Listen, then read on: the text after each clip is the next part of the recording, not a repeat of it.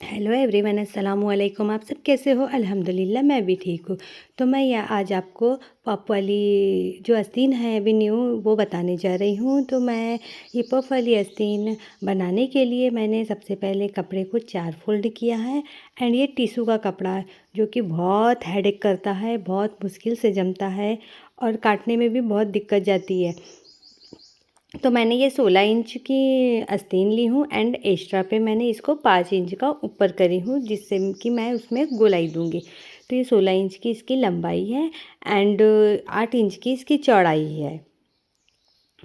8 inch से थोड़ी-सी कम है, मैं इसमें जॉइंट करूँगी बाद में। और ये देखिए, ये जो मैंने एक्स्ट्रा पे 5 इंच जो निशान लगाई थी उसमें मैंने 5 इंच का ऐसा डब्बा बॉक्स बनाया है और इसको आधा इंच की ऊपर की तरफ से गोलाई देते हुए, ये देखिए गोलाई देते हुए मैंने इसमें जो ड्राइंग होती है वो बना ली थी। और ये चॉक है ना, बार-बार वो जो नीचे का जो कपड़ा है ना वहाँ पे छन जा रही थी, उसमें निशान ही नहीं पड़ रहा था क्योंकि टिश्यू का कपड़ा है, चॉक का निशान नहीं आता। तो आप बहुत ध्यान से कटिंग करिएगा। और फिर मैंने आपको दिखाने के लिए मैं बार-बार चॉक ड्रॉ कर रही थी लेकिन वो फिर भी वो नीचे चले जा रहा था। फिर मैंने उसको कटिंग कर ली। और जो 5 इंच का हमने निशान लगाए थे उसमें हम कट का निशान लगाएंगे कि हम ये कट का निशान इसलिए लगा रहे हैं क्योंकि यहाँ पे हम चून डालेंगे।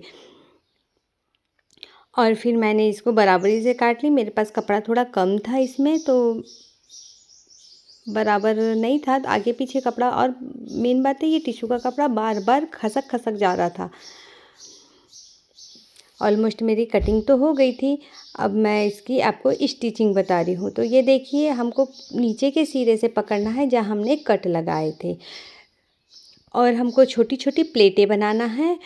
और ध्यान रखिएगा, प्लेटें इक्वली आना चाहिए, आगे पीछे नहीं। और जहाँ मतलब बराबर बराबर आना चाहिए और एक ही दिशा में हमको प्लेटें बनाना है नीचे से ऊपर तक की।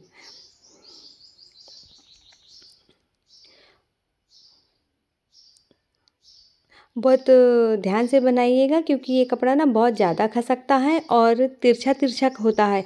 तो आप यदि कपड़ा बार बार तिरछा हो रहा है तो काटते मत जाइए, उसको सेट करते हुए उसकी सिलाई लगाइए। यदि काटते ही जाओगे आप तो वो छोटा होते चले जाएगा।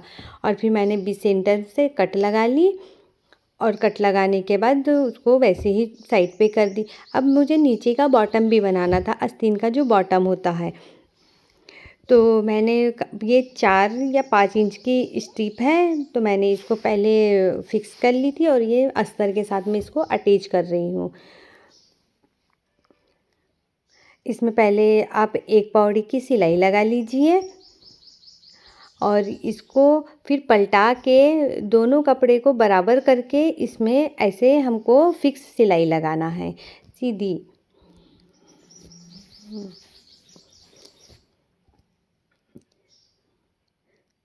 बहुत अच्छे से लगाइएगा सिलाई, नहीं तो ये जो टिश्यू है ना बार बार ना सिलने में बहुत दिक्कत करता है और ये कटिंग में भी बहुत परेशान करता है। ये कपड़ा खसकने वाला सा होता है। और ये देखिए, ये मैंने काटी तो पहले बराबर थी लेकिन सिलने के बाद फिर छोटा बड़ा हो गया, तो मैंने अस्तर के कपड़े को काट ली। यदि टिश्यू का कपड़ा बड़ा होता तो मैं नहीं काटती, उसको वैसे ही एडजस्ट करके सिल लेती। अब हमने अस्तर के कपड़े को लिए हैं और जो हमने मेन हमारा जो आस्तीन था उसको लिया। हम एक ही कपड़े को लेके इसको पहले जॉइंट करेंगे। याद रखिएगा, दोनों कपड़े को साथ में जॉइंट नहीं करना है, पहले एक कपड़े को जॉइंट करना है जिससे कि सिलाई में फिनिशिंग आएंगी और अच्छा दिखेगा। साथ में भी कर सकते हैं, अंदर जॉइंट चले जाएगा लेकिन वो गंदा लगता है। और अब इसको यहाँ से मैं फोल्ड करके जो भी सिलाई है एक्स्ट्रा वाली वो सब अंदर चली जाएंगी और फिनिशिंग दिखेंगी दोनों तरफ से। तो ये देखिए, बहुत ध्यान से सिलिएगा, खींच के नहीं लेना है, हमको वहीं के वहीं फोल्ड करके सिलाई लगाना है। यदि आप खींचोगे कपड़े को तो वो और ज़्यादा लंबा होगा और बहुत गंदी सिलाई हो जाएंगी, जैसे कि सिलवटें आ जाती है या फिर लूज़ हो जाता है कपड़ा। तो ये ऑलमोस्ट मेरी सिलाई तैयार हो गई है।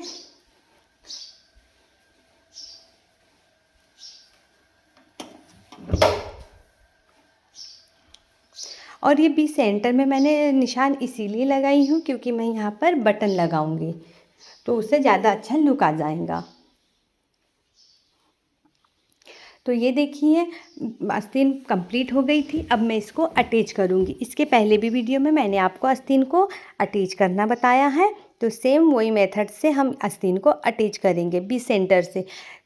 बहुत सारे लोग इसको कॉर्नर से अटैच करते हैं और या तो फिर पूरा सूट कंप्लीट करने के बाद अटैच करते हैं, लेकिन हम ऐसे करते कभी अल्लाह ना चाहे कि सूट गलत हो जाए या कुछ हो जाए तो खोलने में बड़ी आसानी सी हो जाती है इस तरीके से अटैच करने में, और दोनों तरफ बराबर बराबर सिलाई आ जाती है, कम ज़्यादा नहीं होता। नहीं तो नीचे के एजेस से यदि हम आस्तीन को लगाएंगे तो सिलते सिलते कभी कम कभी ज़्यादा हो जाता है, तो फिर पूरी सिलाई को खोलना पड़ता है।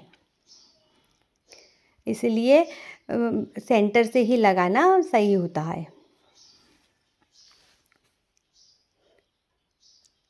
और ये ऑलमोस्ट मेरी आस्तीन तैयार हो गई थी। इसमें भी देखिए, आप ध्यान से देखोगे तो इसमें मैंने पहले ही जॉइंट करके रख दिया था आस्तीन को आर्मोर की तरफ से, क्योंकि एक्चुअली में वो 7 इंच 8 इंच का तो कपड़ा था चौड़ाई में, लेकिन जब कटिंग करे तो वो और छोटा हो गया था।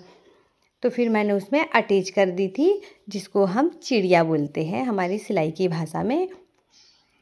तो चिड़िया, तो ये ऑलमोस्ट आस्तीन भी लग गई है। अब मैं इसमें फिटिंग मार रही हूँ।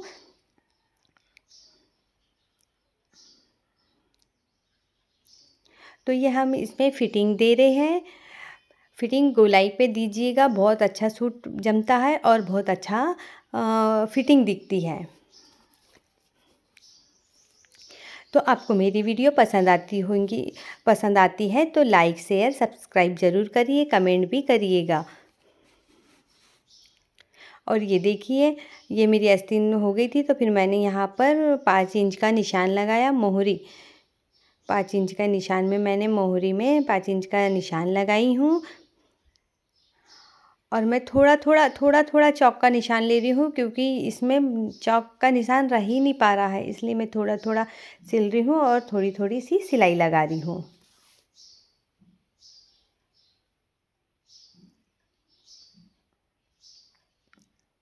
ये देखिए, आप किस तरीके से आस्तीन को जॉइंट करते हैं, किस तरीके से फिटिंग देते हैं, प्लीज़ कमेंट में बताइएगा कि आप कैसे सिलाई करते हो।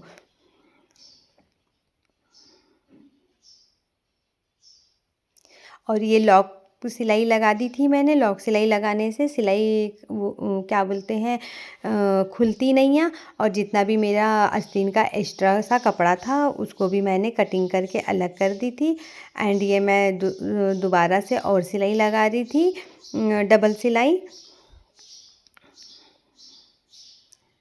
हमेशा ही सूट में 2 से 3 सिलाई लगा दीजिए, क्योंकि कभी किसी को ढीला ढीला में तो कोई ऑप्शन ही नहीं होता। यदि टाइट हुआ तो एक सिलाई यदि खोलते हैं तो सेकंड सिलाई बच जाती है।